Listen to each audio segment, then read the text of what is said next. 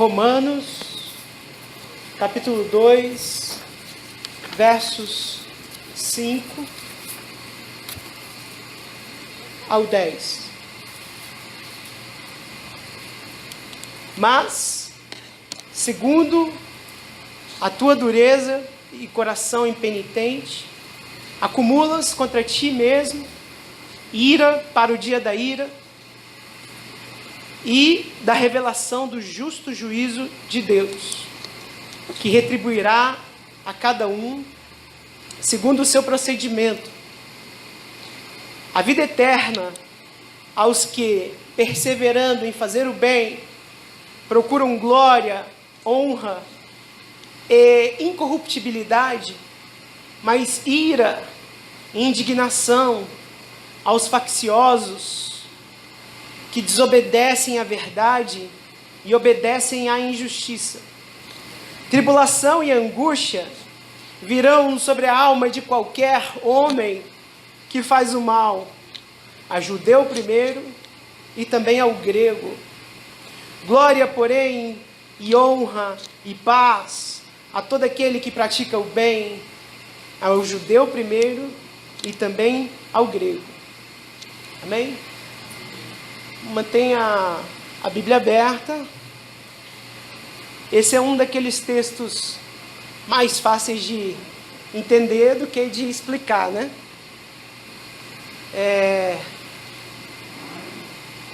Mas esse texto seria mais fácil de explicar se o cerne da carta de Paulo não fosse justificação pela graça mediante a fé. E aqui nós temos Paulo falando que Deus acumula ira contra os que perseveram em fazer o mal, mas Ele tem vida eterna aos que perseveram em fazer o bem, que procuram glória e honra e incorruptibilidade. E aí a gente fica com aquela pergunta, né? Paulo estaria falando de obras, né? Esse texto, ele invalida a doutrina da justificação pela graça mediante a fé? Porque ele está dizendo aqui que Deus vai retribuir a cada um segundo o seu procedimento, ou segundo a sua obra, em algumas versões.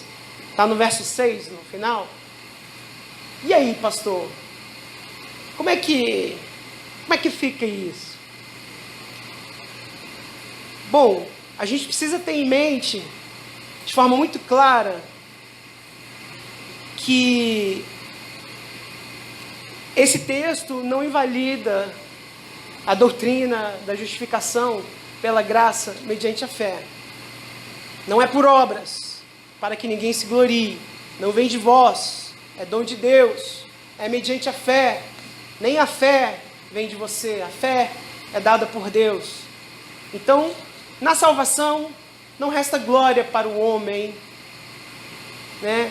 Então, afinal de contas, do que Paulo está falando? Né? Bom, em primeiro lugar, a gente tem que ter em mente que Deus é soberano, que Deus que faz todas as coisas em todos. Deus efetua tanto o querer quanto o efetuar em nossas vidas. Né? Deus sempre nos coloca numa espiral, seja ela ascendente ou seja ela descendente. Você está sempre em órbita. Deus te coloca em órbita e você está sempre nessa espiral. Honra e glória aos que buscam paz, né? E ira para os que desobedecem.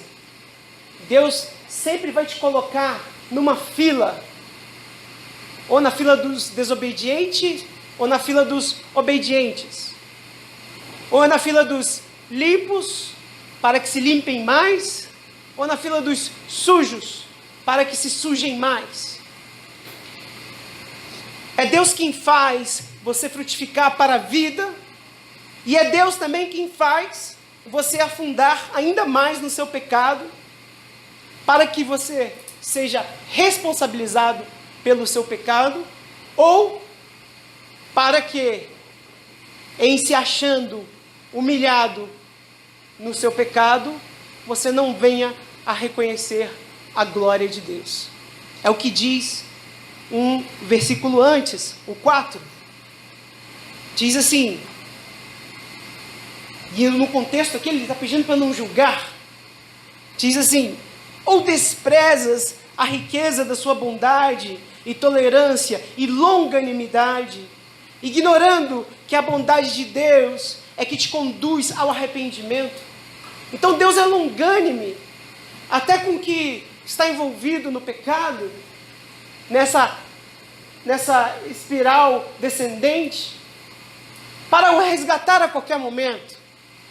Deus é poderoso para resgatar através do Evangelho de Cristo qualquer pecador, em qualquer nível, a qualquer momento. Senão seria inútil nós estarmos aqui pregando o Evangelho de Cristo. Senão estaríamos perdendo nosso tempo. Ora, nós aprendemos aqui nesta igreja que Paulo nos ensinou que o Evangelho é o poder de Deus para a salvação de todo aquele que crê. E você nunca sabe quando Deus vai dar fé a alguém para que essa pessoa creia e obedeça. Nós nunca sabemos quando Deus regenerará o coração de alguém. Então nós continuamos pregando o Evangelho, quer a pessoa esteja na espiral ascendente, ou quer a pessoa esteja na espiral descendente, ou caindo. Então, Deus, em sua misericórdia, mesmo os que desobedecem e procuram as coisas, procuram desonrar a Deus, Ele nos pede para que não julguemos, Ele nos pede para que não demos um veredito, porque só Deus conhece o veredito de cada um. O ladrão da cruz, poucos dias antes de estar pendurado na cruz, provavelmente era um blasfemo, provavelmente não procurava Deus, e de repente ele estava ali colhendo o fruto do pecado. Ele estava pendurado naquela cruz porque o próprio Deus o pendurou naquela cruz. Ele estava pagando por algo que ele fez. E neste momento, humilhado no pecado, ele reconhece a glória de Cristo. Ele reconhece que ele não tem justiça própria, mas que Cristo tem a justiça suficiente para que ele entre no reino de Deus. E ele repreende o seu colega de profissão, dizendo: nem na hora da morte. Você está aqui porque você merece, eu também. Mas ele reconheceu a justiça de Cristo. Ele reconheceu que ele não tinha nenhuma, e que Cristo tinha justiça suficiente para a vida dele, porque ele disse: quando entrares no teu reino, lembra-te de mim na tua justiça. Estou parafraseando para dar o entendimento. Então ele reconheceu não só que ele não tinha justiça, mas que a justiça de Cristo sobrava, abundava e dava para ele também. E é nessa fé que nós estamos, na fé da justiça de Cristo. É por isso que nós cremos na justificação pela fé, pela graça, mediante a fé. Nós exercemos a fé, que é um dom de Deus, para crer que nós somos justos, ou justificados, ou declarados justos no tribunal de Deus, pela justiça dele, de Cristo, não nossa. Mas isso não impede Deus de exercer a sua soberania e colocar cada um no seu quadrado. Deus te mostra onde você está. Ele revela, Paulo vai dizer no capítulo anterior, ele revela a sua justiça, a sua misericórdia nos que estão obedecendo o Evangelho, e ele revela a sua ira naqueles que estão desobedecendo. Então, às vezes, nós vemos uma pessoa tendo a ira de Deus revelada na vida dela, mas não quer dizer que aquele é o veredicto final. Enquanto há fôlego, há esperança. Portanto, não julguemos. Dito isso, Deus vai derramar a sua ira aos desobedientes, aos que vivem suas vidas sem prestar contas a Deus, que praticam o mal, mas vai derramar glória, honra e paz e vida eterna aos que perseveram em fazer o bem, em obedecer a Deus. Amados, o que é vida eterna? O que é vida eterna? Que vida eterna é essa que Deus vai derramar sobre nós? Eu gostaria que você pensasse em vida eterna como incorruptibilidade. Incorruptibilidade. Sim, o que seria isso? Lembra de Gênesis? Quando Adão, no pacto das obras, Deus disse a ele que ele poderia comer de qualquer árvore.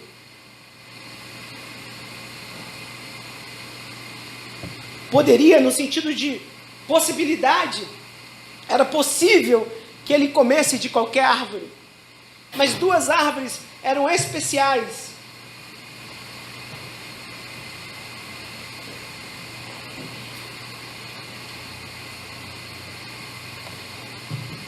Duas árvores eram especiais. Uma era a árvore da vida, e a outra era a árvore do conhecimento do bem e do mal. Uma era a árvore da obediência, e a outra era a árvore da desobediência. Para Adão comer da árvore da desobediência, bastava desobedecer. Mas para Adão comer da árvore da vida, ele precisava obedecer. Ele precisava ser provado e aprovado. Esse era o pacto das obras. Se Adão tivesse obedecido a Deus, ele comeria do fruto da vida e herdaria a eternidade, a incorruptibilidade. Adão era imortal, porque ele não tinha pecado, mas ele não era eterno, porque ele não era incorruptível. Então, quando a Bíblia fala de vida eterna, está falando de incorruptibilidade. Quando ela fala que nós herdaremos a vida eterna, que nós herdaremos um corpo incorruptível, não poderia ser diferente, porque nós temos um início eterno, é só Deus. Só há um eterno. Mas quando ele fala que nós herdaremos a vida eterna, é porque nós herdaremos a natureza de Deus em sua plenitude, quando estivermos num corpo glorificado, transformado, ressurreto, pelo poder que ressuscitou Cristo Jesus. O mesmo poder nos ressuscitará no dia de sua vinda, no dia do Senhor. E aí nós herdaremos da sua natureza incorruptível e teremos um corpo eterno, incorruptível, glorificado, que resplandece em plenitude a imagem de Deus, que nós vemos distorcendo e desonrando desde o Éden. Desde o Éden. Pois bem, Adão, pela soberania de Deus, não obedeceu. Adão não foi salvo por obras. E Paulo diz em Efésios que é para que ninguém se glorie. Agora, Adão, se você quiser ser salvo, vai ser pela graça, mediante a fé, na promessa do Filho de Deus, na promessa do filho da mulher, na promessa do descendente da mulher, na promessa do segundo Adão,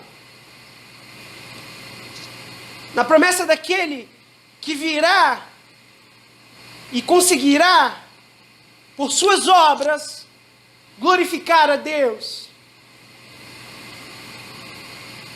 Porque, tirando Cristo, ninguém por obras jamais glorificou a Deus. Porque nós somos destituídos da glória de Deus. Porque não há um justo, um sequer, Paulo vai dizer. Todos pecaram. Então, não tem como você glorificar a Deus por obras.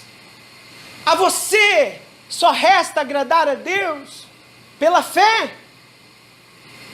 Sem fé é impossível agradar a Deus. Mas a fé que eu me refiro é a fé salvadora, é a fé santificadora, a fé que te justifica, é a fé que te santifica, é a fé que te separa do mundo, é a fé que faz morrer a sua carne, e a fé que faz dar vazão ou espaço à natureza divina que já habita em você, não em plenitude, que é o Espírito Santo de Deus. Essa fé que você precisa, essa fé no Filho de Deus. Então, se Adão foi salvo, ele foi salvo pela fé. Ele não foi salvo por obras. Se ele não conseguiu, quem poderia conseguir?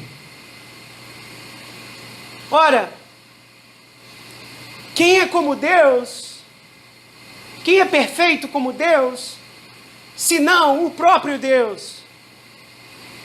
Somente Deus pode satisfazer Deus.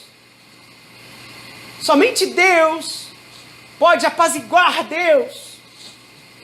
Somente Deus pode propiciar Deus.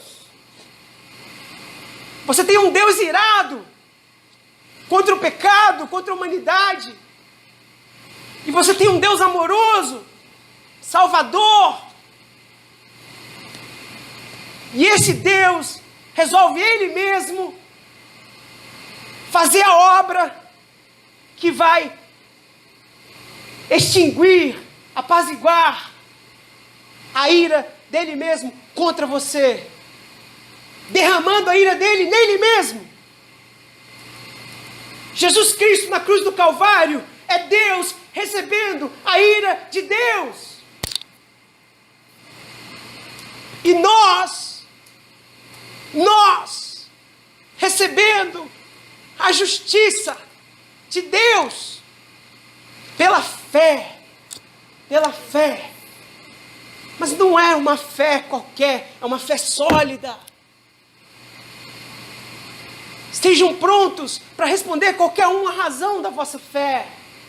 A sua fé não é tosca, a sua fé não é banal, a sua fé, você está firmado sobre uma firme rocha, meu amado. Você tem uma visão de mundo imbatível, ninguém pode te refutar. Não há homem, sabedoria humana, capaz de te desbancar, de desbancar a sua fé. Sabe por quê? Porque a palavra de Deus é verdade, é eterna. Então nenhum homem, nenhuma sabedoria humana poderá um dia desbancar, nenhuma ciência, nenhum cientista, nenhuma pesquisa, nenhum espírito do anticristo poderá jamais desbancar a verdade de Deus. Sim, nós Partimos de um pressuposto de fé. E nós cremos na palavra de Deus como verdadeira. Nós proclamamos a sola Escritura, a sola fide, a sola gratia, a solos Cristo. Esqueci algum? Só Ele deu glória. Então, meus amados, sim, nós partimos de um pressuposto de fé, mas isso não quer dizer que ela seja refutável. Não quer dizer, leia a sua Bíblia e debata com qualquer filósofo. Leia a sua Bíblia. Peça o Espírito Santo de Deus para te mostrar a palavra dele para você. E debata com qualquer sábio segundo esse mundo. Nada pode resistir à verdade, nem mesmo a própria religião. Vocês lembram de Estevão, que ele era cheio do Espírito? E aqueles doutores e mestres não podiam resistir à sua sabedoria, porque ninguém pode resistir à verdade. 1 Coríntios 15, 22 e 23 diz o seguinte: porque assim como em Adão todos morrem, assim também todos serão vivificados em Cristo. Vivificados em Cristo. Cada um, porém, por sua própria ordem. Cristo, as primícias, depois os que são de Cristo na sua vinda. Olha a poesia desse texto, meus amados. Olha a linguagem. Em Adão morremos. Olha o parâmetro. Olha a palavra de Deus, como que ela é viva. Em Adão morremos. Pois, assim como Adão não foi capaz de herdar a vida por suas obras, através da obediência, nós também não somos. Morremos em Adão, por causa do pecado de Adão. Por causa do nosso pecado. Ao depararmos com a palavra de Deus, nós somos mortos. A espada nos fere. Recebemos um golpe mortal da letra, da lei de Deus. A letra mata. Mas o Espírito de Cristo vivifica. Nós somos mortos em Adão, mas vivificados em Cristo.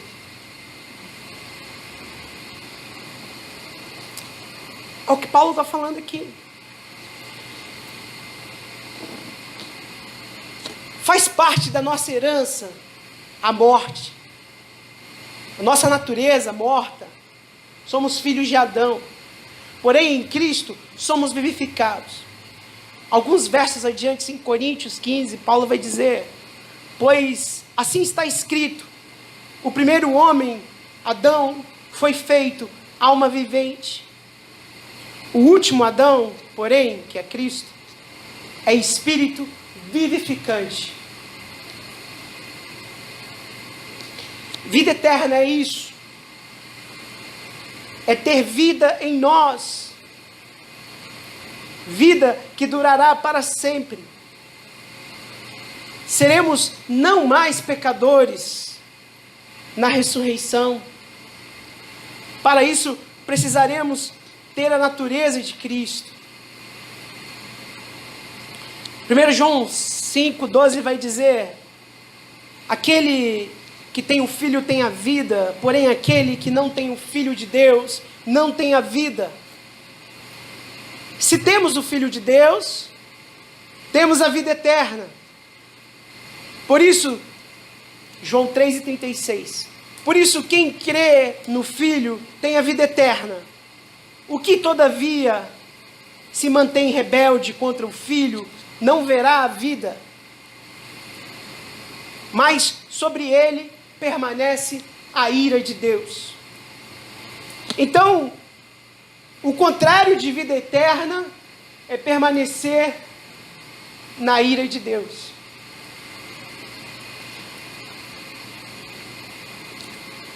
No tempo que se chama hoje, Deus tem sido longânime com sua vida. Você está em Cristo? Cristo é o Senhor da sua vida? Se você morrer agora, você herdará essa eternidade? Ou você vai se encontrar com a ira de Deus?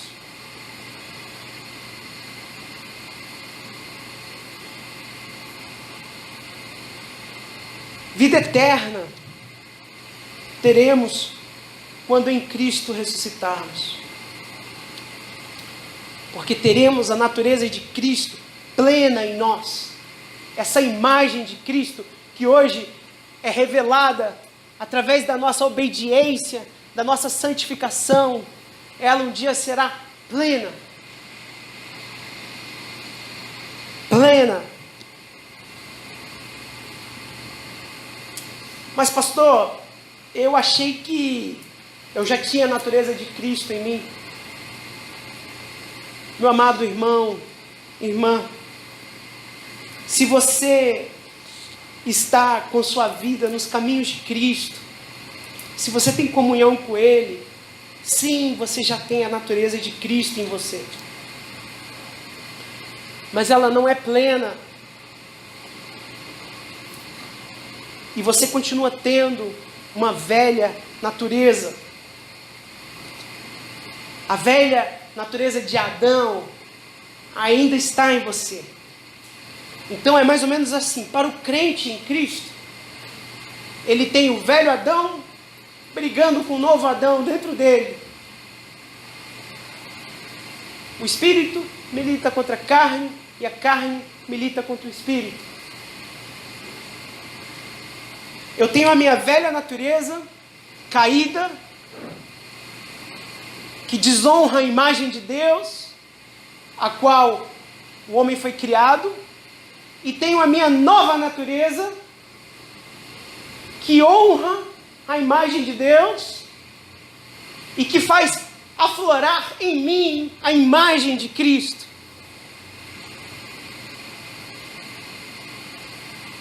É uma luta de duas naturezas. Mas essa briga, ela já tem resultado final garantido. Neste mundo tereis aflições. Tende bom ânimo. Ânimo. Eu venci o mundo, Jesus disse. Estou plenamente certo de que aquele que começou a boa obra em vós há de completá-la até o dia de Cristo Jesus. Pastor, e se eu não estou em Cristo? Aí você está perdido. Se você partir desta para uma pior, não há retorno, sem outra chance. Mas, pastor, eu tenho pecado. Sim, Deus manda te dizer através de sua palavra: abandone o seu pecado e siga a Cristo. Mas pastor, eu não consigo abandonar o meu pecado. Deus manda te dizer através de sua palavra. Ele sabe disso. Não precisa ser na sua força. Não tem que ser na sua força. É na força de Cristo. É Ele que apaga pecado. É Ele que cura o moribundo. É Ele que sara a lepra. É Ele que limpa as chagas. É Ele que lava o fétido. Quanto mais pecado você tem, mais Cristo será glorificado ao te salvar. E que pecado você poderia ter, além dos que nós também temos? Se uma pessoa está em Cristo, é porque um dia o Espírito de Cristo a alcançou dando fé para que ela renunciasse ao pecado e passasse a obedecer a Cristo.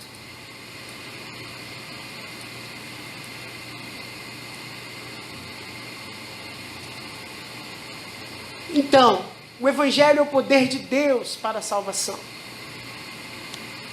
Então, não se preocupe como você vai abandonar o seu pecado. Essa não é a sua parte, não é a sua função.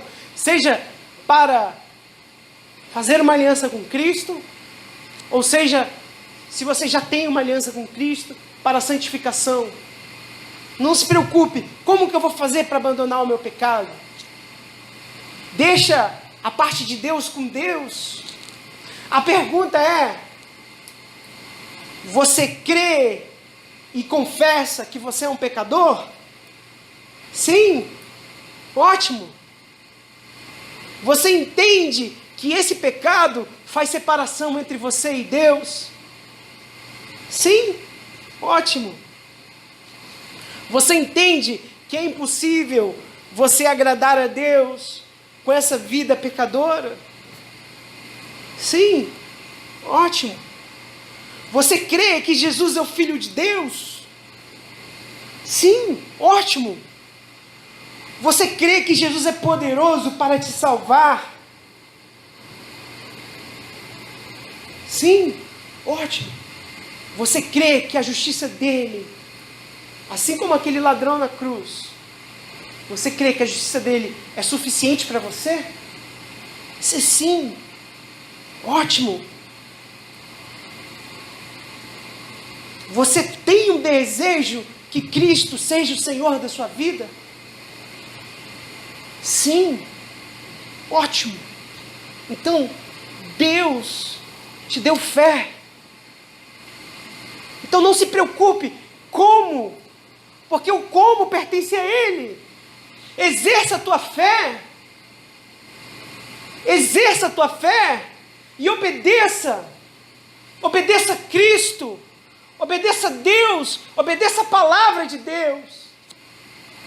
Quer seja para a salvação, quer seja para a santificação, obedeça.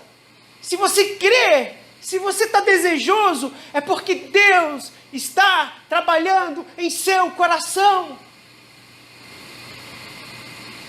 Pastor, e se eu não estiver desejoso? Clame. Põe a cara no pó.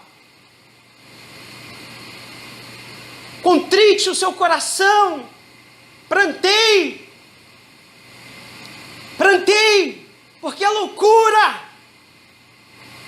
A sua natureza está te enganando. O velho Adão está te enganando. Bota a cara no pó e fala: Senhor, tenha misericórdia de mim. Filho de Davi, tenha misericórdia de mim. Filho de Davi, tenha misericórdia de mim. Pranteie, meu irmão. Suplique por essa graça. Suplique por essa justiça. Suplique por essa salvação. Não há outro, não. Não há outro capaz de te ajudar. Só Ele pode te ajudar.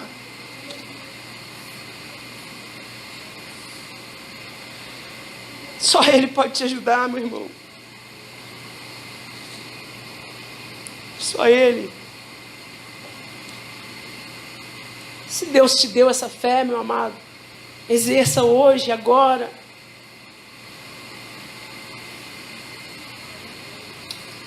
Você será batizado pelo Espírito de Deus. Terá o Espírito do Altíssimo habitando em sua vida. De você fluirão rios de água viva. Você será justificado diante de Deus no seu primeiro ato de obediência. Não interessa o quão envolvido no pecado você esteja, no seu primeiro ato de obediência, Deus bate o martelo e fala: justo! Eu declaro justo! Eu declaro inocente! Porque eu paguei o preço! Eu redimo! Porque eu derramei o sangue redentor na cruz do Calvário. Então, meus amados, se você está em Cristo, você já foi redimido. Você tem paz com Deus. Você já foi justificado. Ninguém pode te roubar das mãos do Eterno. Isso não é frajuto. Isso não é banal. Isso não é frágil. Isso não é frágil. É fé. Mas não é frágil. É uma rocha sólida.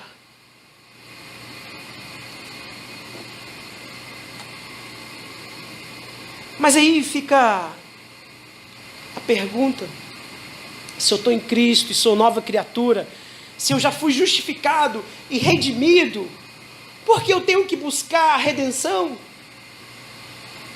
Por que eu ainda tenho que obedecer? Por que eu tenho que me santificar?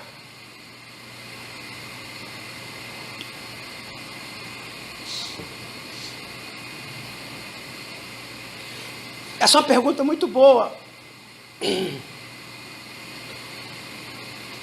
Jesus diz: pelos seus frutos os conhecereis. Colhem-se porventura uvas de espinheiros ou figos dos abrolhos? Assim toda árvore boa produz bons frutos, porém toda árvore má produz frutos maus. Não pode a árvore boa produzir frutos maus, nem a árvore má produzir frutos bons. Toda árvore que não produz bom fruto é cortada e lançada no fogo. Então, a primeira questão é: como que você pode ter a natureza dele e em nenhum momento frutificar os frutos dele? Essa é a primeira pergunta que você deveria fazer em resposta à pergunta feita anterior. Por que eu preciso me justificar se eu já fui me santificar, se eu já fui justificado e redimido? 1 Pedro vai dizer o seguinte: como filhos da obediência, não vos amoldeis as paixões que tinhais anteriormente na vossa ignorância. Pelo contrário, segundo é santo aquele que vos chamou, tornai-vos santos também, vós mesmo, em todo o vosso procedimento, porque está escrito: sede santo, porque eu sou santo. Filho de peixe é peixe.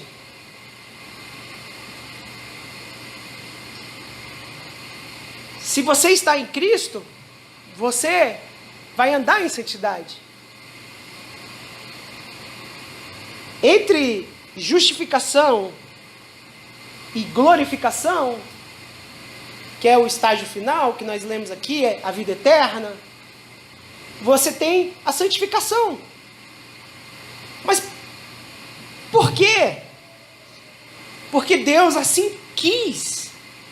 Efésios 2:10 vai dizer: pois somos feitura dele, criados em Cristo, para boas obras, as quais Deus de antemão preparou para que andássemos nelas. Tá. Então, porque ele quis é a resposta. Mas tem um propósito? Bom, eu presumo que seja a glória de Cristo. Sempre que você tentar vencer o pecado, você vai se despir de você e vai se amoldar a Cristo. Um filho tem o caráter do pai. Romanos 8, 28 e 29 diz: sabemos que todas as coisas cooperam para o bem daqueles que amam a Deus, daqueles que são chamados segundo o seu propósito. Porquanto aos que de antemão conheceu, também os predestinou para serem conformes à imagem de seu Filho, a fim de que seja o primogênito entre muitos irmãos. Então perceba que o propósito é você honrar a imagem de Deus, que agora foi colocada novamente pelo próprio Deus. Adão foi criado pelas mãos de Deus, a imagem e semelhança de Deus. Adão, ao pecar, não perdeu a imagem de Deus. Ele só passou a desonrar a glória de Deus. E esse é um pecado que ofende a Deus, que faz do ser humano inimigo de Deus. Cristo, ao nos reconciliar com Deus, Ele coloca em nós novamente a imagem de Deus, a imagem de Cristo. E na santificação, nós vamos aflorando essa imagem de Cristo em nós. É para isso que nós somos chamados. Para revelar hoje, aqui agora, o que será revelado por Deus em sua plenitude, lá na frente. Lá na frente. Então, quando a Bíblia diz que tudo coopera para o bem daqueles que amam a Deus, está falando de santificação. Não está falando do vai dar certo. Está falando de santidade. Tudo vai cooperar. Até o pecado. Até o seu pecado vai cooperar. Porque Paulo disse que ele tinha um espinho na carne, que ele clamava a Deus. E a resposta de Deus foi: a minha graça te basta, Paulo. O meu poder, o meu evangelho é aperfeiçoado na sua fraqueza. Então Paulo disse: quando eu sou fraco, é que eu sou forte. Tudo coopera para o bem daqueles que amam a Deus. Tudo vai cooperar para que a imagem de Cristo seja revelada na sua vida. Mas o texto dessa noite, acho que eu consegui arranhar ele só. Nós temos que cavar. Ele diz: mas segundo a tua dureza e coração impenitente, acumulas contra ti mesmo ira para o dia da ira e da revelação do justo juízo de Deus, que retribuirá a cada um segundo o seu procedimento. A vida eterna aos que, perseverando em fazer o bem, procuram glória, honra e incorruptibilidade. Mas ira e indignação aos facciosos que desobedecem à verdade e obedecem à injustiça. Tribulação e angústia virão sobre a alma de qualquer homem que faz o mal, ao judeu primeiro e também ao grego. Glória, porém, e honra e paz a todo aquele que pratica o bem, ao judeu primeiro e também ao grego. Eu acho que agora a gente já entendeu que isso daqui não é a obra, essa obra de justiça, para quem procura fazer o bem, não é obra humana, é obra de Deus. Por isso que eu disse no início que Deus, Ele te coloca numa espiral ascendente ou numa espiral descendente. Então, se você está em Cristo, é Deus quem te conduz, através do processo de santificação, à vida eterna, para que você se aproxime da luz, para que as suas obras sejam reveladas, como diz em João 3, né? Aqueles que são da luz se aproximam da luz. E essa é uma obra do próprio Deus. Então, quando nos convertemos ao Evangelho de Jesus Cristo, nós somos imediatamente declarados justos. E a dívida é inteiramente quitada, pois nós já fomos redimidos. Mas existe um processo de caminhada aqui nessa terra. Existe um processo de santificação. Existe um processo de revelação do Evangelho na sua vida. Existe um processo de revelação da justiça de Deus na sua vida. Existe um processo de revelação da glória de Deus em sua vida. É por isso que nós caminhamos de fé em fé e de glória em glória. Porque à medida que nós exercemos a fé, à medida que nós nos santificamos, nós nos amoldamos à glória de Deus, nós recebemos glória e honra da parte de Deus. Não é a glória de você se gloriar, é a glória da imagem de Cristo em você. Você se torna mais parecido com Cristo. As pessoas verão a glória de Cristo na sua vida.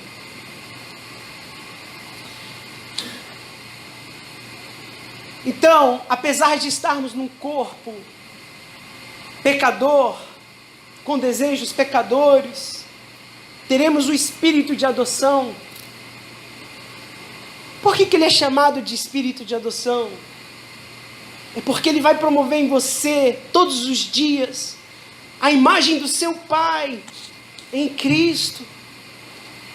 Assim como Cristo é a imagem do Pai, o espírito de adoção nos faz parecer a cada dia com Cristo, até chegar ao ponto de sermos tão parecidos que ganhamos uma intimidade. E nessa intimidade nós clamamos: Abba, Pai. Abba, Pai. Essa adoção demanda santificação, mortificação da carne. É um processo nosso, imanente, na nossa esfera, na nossa dimensão, no transcendente, no trono de Deus. Nós já fomos redimidos, nós já fomos justificados, o martelo já foi batido. Mostra quem você é aqui, na santificação, na santidade, na obediência da palavra de Deus. Mostra que você está em Cristo, obedecendo a palavra de Deus, pedindo a Ele graça todos os dias, sendo dependente dEle, não no seu braço, não na sua força, mas pela fé. É na fé que você vai agradar a Deus. Você quer agradar a Deus? Exerça fé. Sem fé é impossível agradar a Deus. Exerça fé santificadora, fé salvadora. Exerça fé que te leva à obediência da palavra de Deus. Obedeça a palavra de Deus pela fé, abrindo mão de toda glória, de todo mérito. E aí você vai agradar a Deus. Fora de Cristo é impossível agradar a Deus. Sem fé é impossível agradar a Deus. Nós agradamos a Deus pela fé por causa de Cristo. Cristo agrada a Deus. E se nós estamos em Cristo, nós agradamos a Deus. Amém, meus irmãos? Imagina você adotar um pequeno infrator de 12 anos de idade. O que você vai fazer com ele? Você vai botar ele dentro da sua casa. Ali ele já é filho. Você já declarou ele como seu filho. Você já disse: você é meu filho. Mas agora, você vai ensiná-lo o seu caráter. Agora que ele já é filho, você vai ensinar o seu caráter. Você primeiro não falou: ô Pivete, você aprende isso aqui, se você passar, aí eu vou te chamar de filho. Não! Você coloca ele dentro da sua casa, você chama ele de filho, você dá todas as prerrogativas e direitos de filho legítimo a ele, e depois você ensina o seu caráter a ele. Mas pastor, não dá para fazer isso porque eu não sei se ele vai desenvolver o meu caráter, se ele vai obedecer.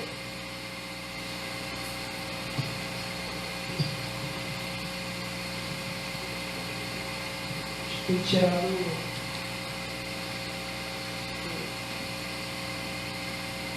qual que é isso?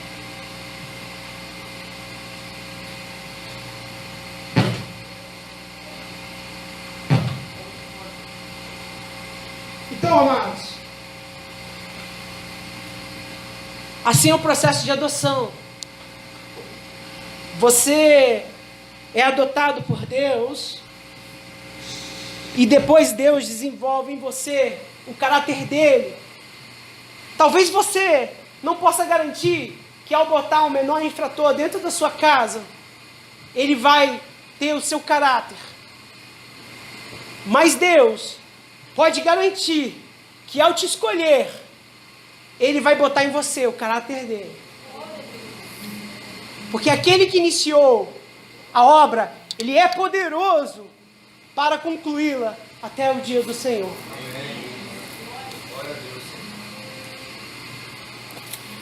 Então, queridos, a santificação ela é necessária em nossas vidas. Deus faz isso conosco. E às vezes, Ele permite que aquele que está na prática do pecado se afunde mais no pecado. Pastor, Deus faz isso? Faz, queridos. Faz. Com qual intuito? Com o intuito de mostrar para aquela pessoa e para as demais que Ele também tem ira reservada para os seus inimigos. E Deus, em sua longanimidade, Ele também faz isso para que a pessoa enxergue, através dos seus pecados, que ela é necessitada de Deus. Ou, talvez o único propósito de Deus em fazer isso seja responsabilizar. Deus colocou 2 ladrões na cruz.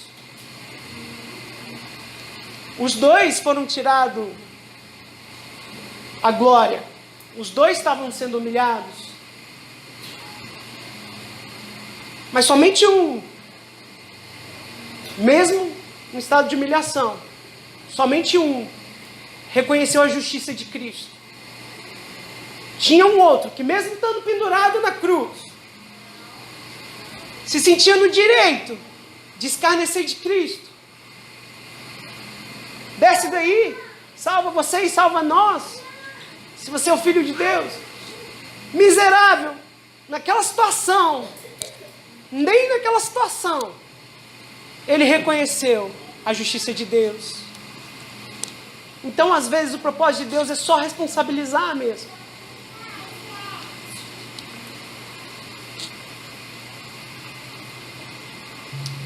Deus não vai dar vida eterna a ninguém baseado em obras. Ele já provou isso no Éden. E agora não é diferente.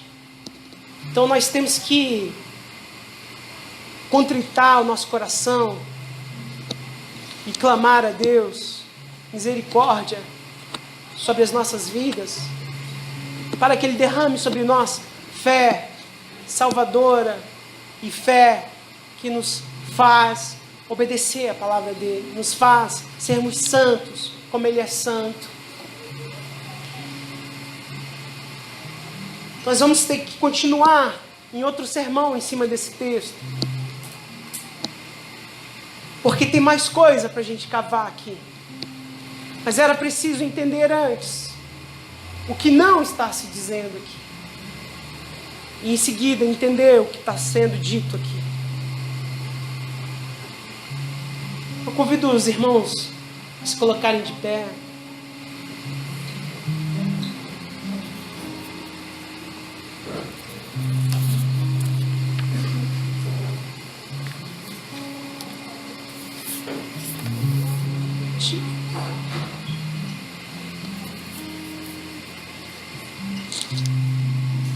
Senhor Deus, nós te agradecemos pela tua palavra, Deus.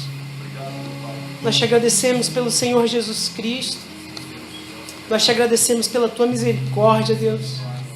Nós te agradecemos pela tua justiça. Nós te agradecemos pela tua eleição. Nós te agradecemos pela tua salvação, Deus. Nós te agradecemos, Pai, porque o Senhor não nos abandonou, Pai. Nós te agradecemos, Deus, porque o Senhor está no controle de todas as coisas. Nós te agradecemos, Pai, porque o Senhor não nos abandonou, Pai, não nos deixou no controle, Pai. Mas o Senhor tomou as rédeas de nossas vidas. O Senhor nos escolheu e não nos rejeitou. Ó Jacó, eu te escolhi e não te rejeitei. Você, dos cantos mais remotos dessa terra, diz em Isaías 41:8, o Senhor não nos rejeitou, Deus. O Senhor nos escolheu, nós, vermezinhos, nós que não somos dignos. O Senhor nos fez dignos em Cristo. Nós que não tínhamos nome, o Senhor nos deu um nome em Cristo. Nome sobre todo nome. O Senhor nos chama da família, Pai.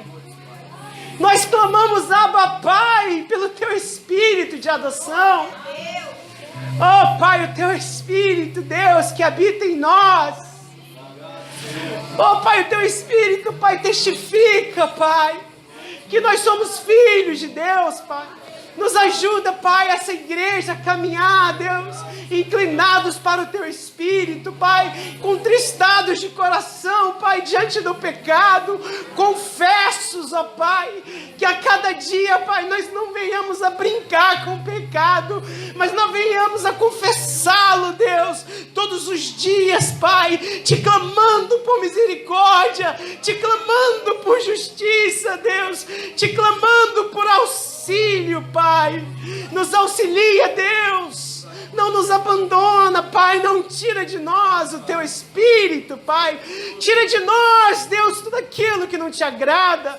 Tira de nós, Pai, tudo aquilo que é contra a Tua vontade, Deus. Tira de nós, Pai, tudo aquilo, Pai, que não glorifica o Teu nome, Pai. Deus, glorifica o Teu nome em nossas vidas. Nos ensina a Te agradar com o nosso viver, ó Deus. Nos ensina, Pai, pela fé, obedecer a Tua palavra, Pai. Como igreja, Deus, juntos, unidos, Pai. Nos ensina, Deus, a sermos santos, Pai. Nos ensina a sermos santos, Deus. Nós não somos nada sem Ti, Deus. O Senhor conhece a minha vida, Pai. Eu nada sou, Pai, além de pó. Pai, se eu estou aqui, Pai, é porque eu estou em Cristo, Deus. Sem Ele eu não estaria aqui, Pai. Sem Ele eu não estaria de pé. Sem Ele eu não teria vida, Deus. Sem Ele, Pai, eu já teria descido, Deus, à sepultura, Deus. Pai querido, Deus Santo, nós te rendemos honra, glória, exaltação. Nós entoamos o nome de Cristo, Deus. Nós glorificamos nessa noite, Pai. E nós te pedimos, não deixe essa palavra, Deus, ser arrebatada pelos corvos, Pai. Que arrebatem as sementes que são, Pai, derramadas pelo caminho, Pai. Mas que essa palavra, Deus, ache terra, Pai, frutífera, Pai. Ache terra, Pai, boa, Pai. E que venha frutificar, Pai, em nossas vidas, em nossos corações. Em nome de Jesus. Eu tinha um recado para dar, mas eu não lembro. Alguém lembra? Hã? Não, esse eu estou lembrando. Alguém veio me falar num outro recado. Mas... vai ter cantina. Lá embaixo. Aqui, vai ter cantina ali. Era isso. A graça do Senhor Jesus Cristo e o amor de Deus e a comunhão do Espírito Santo sejam com todos vocês. Vocês têm uma semana abençoada em nome de Jesus. Deixa eu chegar lá no final para eu poder cumprimentar vocês, porque eu não consigo chegar lá. Vocês começam a sair, aí eu não dá tempo de chegar lá. Deixa eu chegar e depois vocês podem sair, amém?